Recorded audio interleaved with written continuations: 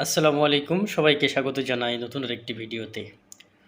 Vote হাইজ্যাকের চেষ্টা চলছে, সহযোগিতায় রয়েছে ইলেকশন কমিশন। এমনটি আমরা জানতে পাচ্ছি আজকে সারাদিনের আলোচনায়। আজকে সারাদিনের আলোচনায় খুব ভয়ঙ্কর কিছু উঠে এসেছে যে আসন্ন নির্বাচনের দিন ৪০০ ফিটের দূরত্বের মধ্যে কেউ ক্যামেরা নিয়ে প্রবেশ করতে পারবে না, অর্থাৎ নির্বাচনী এলাকার ৪০০ ফিটের বাইরে গিয়ে ক্যামেরা ব্যবহার করা যাবে। এর পাশাপাশি ইন্টারনেট বন্ধ থাকবে।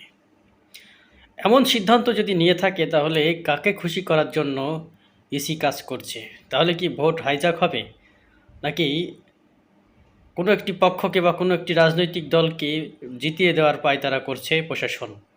এমন ডালপালা গুঞ্জন এখন আরও বেশি ডাল মেলছে, আরও বেশি অঙ্কুরিত হচ্ছে নানান কথাবার্তা। আপনারা জানেন যে বর্তমানে ১১ দলীয় ঐক্যজোট বেশ জনপ্রিয় অবস্থানে রয়েছে। তারাই আজকে এই অভিযোগটি তুলেছে যে ভোট হাইজ্যাকের সম্ভাবনা রয়েছে এবং শেখ হাসিনার আমলের মতোই ইন্টারনেট বন্ধ রাখার ষড়যন্ত্রও করছে এই ইসি। এই ব্যর্থ ইসি যদি আবারও একটি ব্যর্থ নির্বাচন পরিচালনা করে তাহলে তার অবস্থা ভালো হবে না বলে হুঁশিয়ারি জানিয়েছেন নাহিদ ইসলাম। আপনারা জানেন যে শেখ হাসিনার হটানোর পূর্ব মুহূর্তে ইন্টারনেট একেবারে টোটালি বন্ধ করা হয়েছিল।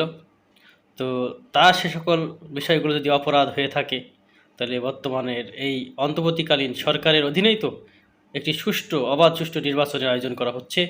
তাহলে কেন এগুলা ঘটবে? আমরা আজকে আপনাদের স্ক্রিনে দেখাচ্ছি যে দেখতে পাচ্ছেন ১১ দলীয় জোট নাহিদ ইসলাম লিখেছেন যে ভোট হাইজ্যাকের চেষ্টা চলছে। অপরদিকে দেখতে পাচ্ছেন তারেক রহমানের আজকে ইয়েগুলো চলছে ধূপখোলা মাঠে, ঢাকা ৬ আসনের, সেখানে আমরা দেখতে পাচ্ছি নির্বাচনী জনসভা চলছে।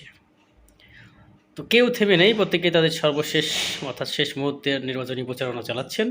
আর তো মাত্র ২ দিন, তারপর সেই কাঙ্ক্ষিত নির্বাচনের আমেজ শেষ হবে এবং একটি দল চূড়ান্ত ক্ষমতায় অধিষ্ঠিত হবে।